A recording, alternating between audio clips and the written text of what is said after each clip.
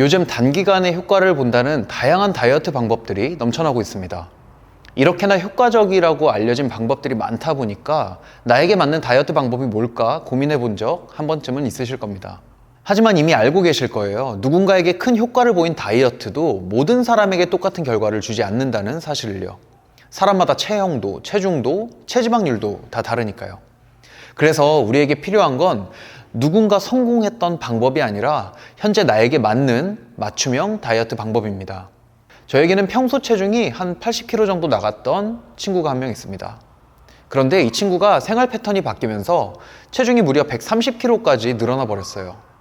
여기서 단순히 체중이 늘어난 게 문제가 아니라 심혈관계 질환이나 호르몬 문제까지 겪으면서 몸 상태가 극도로 악화된 거죠.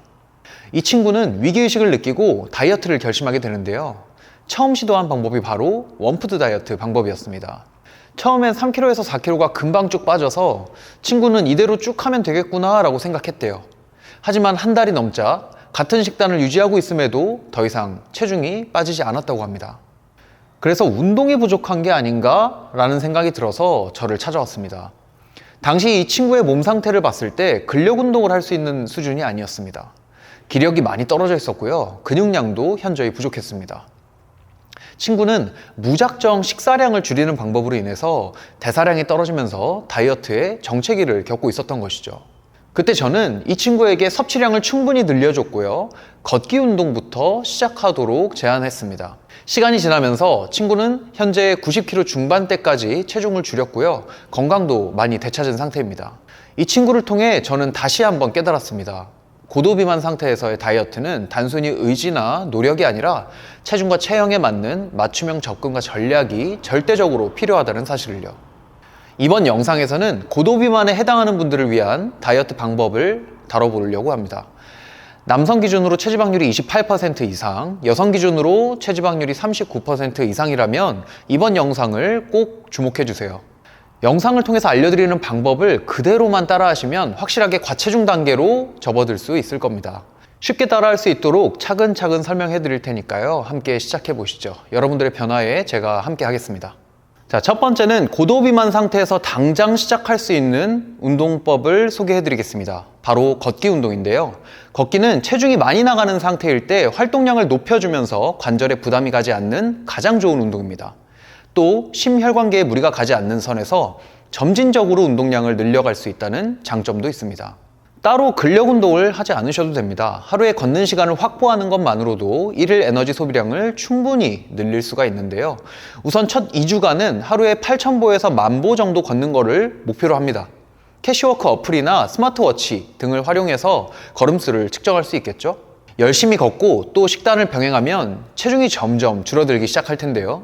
이렇게 체중이 내려가게 되면 똑같은 거리를 걸어도 소모되는 에너지가 감소하게 됩니다.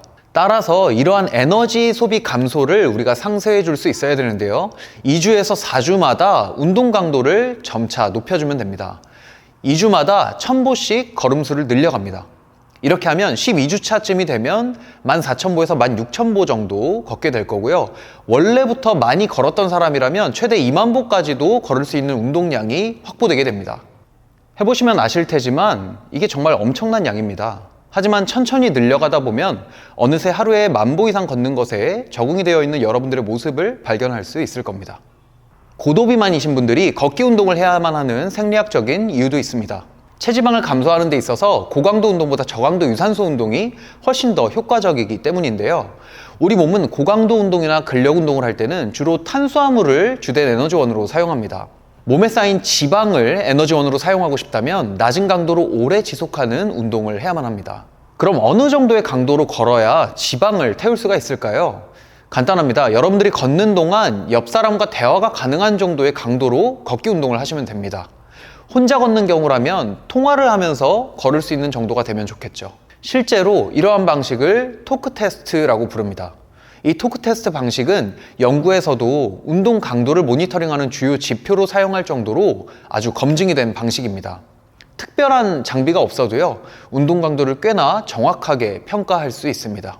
여러분들이 걷는 동안 지방을 태우고 싶다면 옆 사람과 대화가 가능한 수준으로 천천히 걸어주시면 됩니다. 두 번째는 고도비만인 분들을 위한 식단 전략에 대한 이야기입니다. 고도 비만인 경우에 한 번의 다이어트로 정상 체중까지 도달하는 것은 굉장히 어려운 일입니다. 설령 한 번의 다이어트로 정상 체중에 도달했다 하더라도 대사 기능이 많이 저하되어 있을 거고요. 이로 인해서 요요 현상이 올 가능성이 매우 높습니다.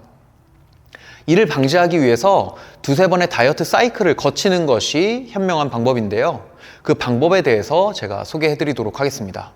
소개해 드리기에 앞서서 참고로 영양관리는 개인의 성향, 환경, 건강 상태 등을 종합적으로 고려해야만 합니다. 그래서 이 방법이 모든 사람에게 동일하게 적용될 수는 없는데요. 그럼에도 고도비만 다이어트를 어디서부터 시작해야 될지 모르겠는 분들에게는 아마 좋은 가이드가 될 겁니다. 자신의 상황에 맞게 조금씩 변형하면서 활용해 보시길 추천드립니다. 여러분들이 다이어트를 시작하고 첫 4주 동안에는 탄수화물을 제한하고 고기와 채소만으로 식단을 구성하면 됩니다. 이 식단에서는 칼로리에 제한이 없습니다. 배가 고프면 그냥 마음껏 드세요. 대신 오로지 고기나 채소로만 식사를 하셔야 됩니다. 즉, 탄수화물은 식이섬유로만 섭취하고 모든 영양소를 단백질과 지방으로만 섭취하는 방식입니다. 이 방법을 카니보어 식단이라고 부르기도 합니다. 제가 이 방법을 다이어트 회원분들에게 적용했을 때 4주 동안 평균적으로 5에서 6kg 정도 이상 감소되는 체중을 확인할 수 있었습니다. 4주간의 카니보어 식단을 잘 마치셨다면 본격적으로 칼로리 제한 다이어트에 돌입합니다. 이해를 돕기 위해서 제가 예시와 함께 설명드리겠습니다. 185cm에 130kg에 체지방률 33%였던 한 남성이 있습니다. 이 남성은 4주간 카니보어 식단과 걷기 운동을 병행해서 7kg을 감량했습니다. 123kg가 된 이 남성은 5주차부터 현재 체중인 123kg에 맞춰 유지 칼로리를 계산합니다. 유지 칼로리 계산은 TDE 사이트를 활용하시거나 다이어트 계산기를 사용하시면 되는데요. 이와 관련된 영상은 제가 클립으로 띄워드리도록 하겠습니다. 계산을 해보니 유지 칼로리가 3,400칼로리로 나왔다면 이를 기준으로 주차별로 칼로리를 줄여나가는 방식으로 진행합니다. 5에서 6주차는 유지 칼로리에서 20%를 뺀 2,720칼로리, 7에서 8주차는 유지 칼로리에서 25%를 뺀 2,550칼로리, 9에서 10주차는 30%를 뺀 2,380칼로리, 11주차에서 12주차는 35%를 뺀 2,210칼로리. 이것이 바로 칼로리 제한 식사법입니다. 이렇게 섭취 칼로리를 점차적으로 줄여나가면서 서서히 체중을 내리는 방법을 사용합니다. 그런데요, 이론적으로는 이렇게 칼로리를 서서히 내리면 체중도 함께 서서히 내려갈 것 같잖아요. 하지만 우리 몸이 그렇지 않습니다. 어느 시기가 되면 체중이 줄어들지 않는 시기가 반드시 올 겁니다. 이는 대사 적응 때문인데요. 이 시기가 되면 양을 아무리 줄여도 체중이 더 이상 내려가지 않는다는 것을 깨닫게 될 겁니다. 바로 정체기가 온 것이죠. 그런데 여러분들은 걱정할 필요가 없습니다. 정체기가 찾아올 것에 대비한 계획도 준비되어 있으니까요. 정체기를 최대한 늦추기 위한 방법으로 지그재그 모델을 활용할 겁니다. 지그재그 모델은 일주일 내내 같은 칼로리를 먹는 게 아니라 섭취 칼로리를 올렸다 내렸다 하는 방식인데요. 칼로리가 내려갔다 올라갔다 하는 게 꼭 지그재그 모양 같다고 해서 붙여진 이름인데요. 감량을 위해서 2000칼로리를 섭취해야 한다고 하면 3일 동안은 그 60%인 1200칼로리를 섭취하고요. 4일째는 유지 칼로리인 2500칼로리를 먹는 방식입니다. 다시 이해를 돕기 위해서 제가 예시를 통해서 설명드리겠습니다. 아까 그 남성의 5주차부터의 칼로리 구성입니다. 5주차에 2700칼로리를 먹어야 하는 이 회원님은 월요일, 화요일, 수요일은 그것의 60%인 1600칼로리만 섭취합니다. 그리고 목요일은 유지 칼로리인 3200칼로리를 섭취할 거고요. 다시 금요일, 토요일, 일요일은 1600칼로리를 섭취합니다. 그리고 돌아오는 월요일에는 유지 칼로리인 3200칼로리를 섭취하면 되겠죠. 이런 식으로 섭취 칼로리를 지그재그 방식으로 조절하면 됩니다. 이 방법으로 식단을 해보시면 3일 동안 낮은 칼로리로 식사하다가 하루 동안 칼로리를 유지 칼로리만큼 높여서 먹기 때문에 우리 몸의 대사가 떨어지는 것을 막아줍니다. 이것이 지그재그 모델을 통해서 정체기를 미루는 방법입니다. 그런데 이런 방법을 써도 정체기가 아예 오지 않는 건 아닙니다. 다만 우리가 체중을 많이 빼지도 못했는데 초반에 정체기가 금방 찾아와 버리면 다이어트를 하고 싶은 마음도 식어버리고 시간만 계속 지체되다가 포기하게 될 가능성이 높거든요. 그래서 정체기를 최대한 늦게 오도록 관리하는 것이 중요합니다. 정리하자면 첫 4주 동안은 카니보어 식단을 진행합니다. 그리고 5주차부터 칼로리 제한 식단을 시작하면 되는데요. 이때 유지 칼로리에서 20%를 뺀 칼로리를 섭취 칼로리로 시작합니다. 그리고 여기에 지그재그 모델을 적용했었죠. 3일은 감량 칼로리의 60%, 또 1일은 유지 칼로리를 섭취하는 것을 반복합니다. 여기까지 잘 따라오셨다면 계획 수립의 80%는 성공하셨습니다. 이젠 나머지 20%, 본격적인 실행을 위한 식단 구성입니다. 제가 아까 예시로 든 남성분의 5주차 식단을 직접 한번 짜봤는데요. 지그재그 모델을 활용해서 월요일부터 수요일까지는 1600칼로리를 먹기로 했었잖아요. 그 1600칼로리 안에서 탄수화물, 단백질, 지방 배분은 다이어트 계산기를 활용하면 간단하게 계산할 수 있습니다.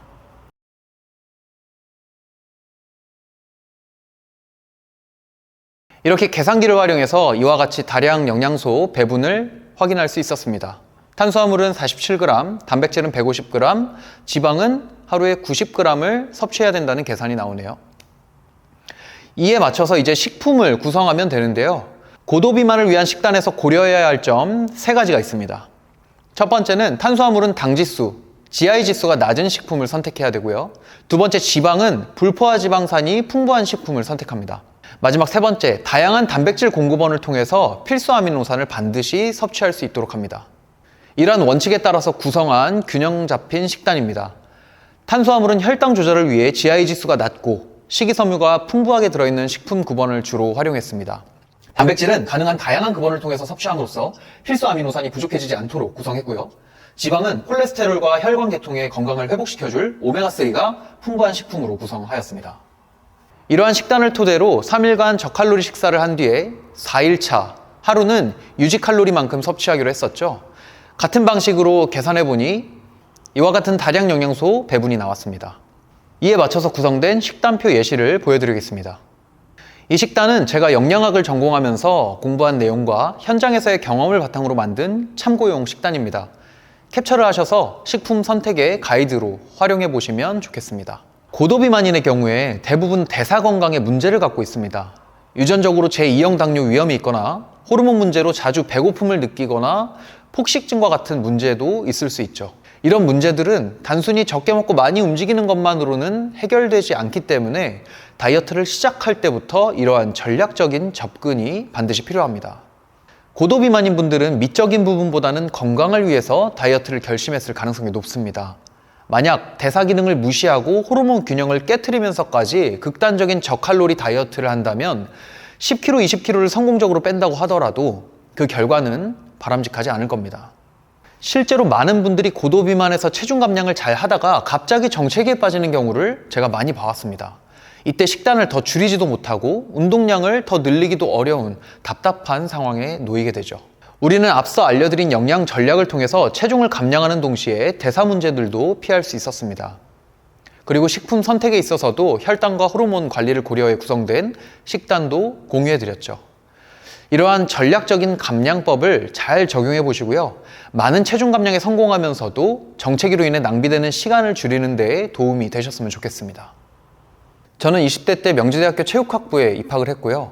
2017년부터 지금까지 약 8년 동안 현장에서 운동을 가르치고 있습니다. 많은 회원들의 운동을 지도하면서 한 가지 중요한 깨달음을 얻게 되었는데요.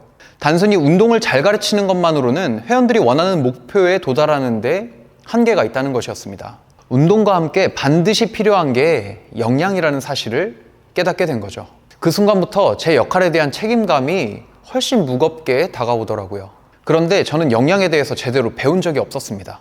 그래서 무작정 영양 전공 서적을 사서 공부하기 시작했는데요. 그렇게 2019년엔 스포츠 영양 코치 자격증을 취득했고 지금은 대학교를 다니면서 식품 영양학을 전공하고 있습니다. 저는 코치로서 다른 사람들의 운동을 지도하고 건강할 수 있도록 돕는 일이 너무 즐겁고 보람됩니다. 그리고 이 모든 경험을 바탕으로 제가 유튜브에서 전달하는 영양과 운동 지식은 지난 7년간 쌓아온 노하우들입니다. 물론 제가 전달하는 내용이 누군가에게는 충분하지 않다고 느껴질 수도 있습니다. 하지만 확실한 것은 적어도 이 영상을 보시는 분들에게 거짓된 정보나 잘못된 정보를 전달하는 일은 없도록 하겠다는 마음은 변함이 없습니다.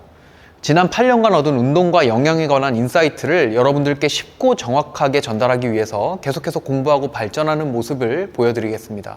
네, 이번 영상은 체중별 다이어트 방법, 그 중에서도 고도비만이신 분들의 다이어트 방법에 대한 이야기를 했습니다. 고도비만인 분들은 어떻게 운동을 하고 식단 계획을 어떻게 세워야 되고 또 어떤 음식들을 먹어야 되는지에 대해서 자세하게 알려드렸는데요. 설명해드린 내용 중에 어려웠거나 이해가 되지 않는 부분이 있었다면 댓글에 남겨주시고요. 이 내용이 여러분들의 체중 감량과 건강 관리에 꼭 도움이 되었으면 좋겠습니다. 다만 이를 성공적으로 지속하기 위해서는 생활습관 개선도 아주 중요한데요. 영상 내에서는 언급하지 않았지만 규칙적인 수면 습관이나 야식 끊기, 과당 음료 줄이기와 같은 기본적인 좋은 습관들은 여러분들의 체중 관리에 큰 도움이 될 겁니다. 아무리 좋은 전략이라도 이런 사소한 좋은 습관들이 뒷받침해주지 못한다면 그 전략은 무용지물이 될 수도 있다는 사실을 여러분들이 꼭 기억해 주셨으면 좋겠습니다. 앞으로도 맞춤형 운동계획이나 식단관리 전략과 같은 실질적인 도움이 될 수 있는 컨텐츠로 찾아오겠습니다. 알람 설정을 해두시면 체중 감량과 건강관리에 대한 실용적인 팁과 최신 정보를 가장 먼저 보실 수 있습니다. 오늘 영상이 유익하셨다면 구독과 좋아요 부탁드리고요. 그럼 다음 영상에서 또 찾아뵙겠습니다. 감사합니다.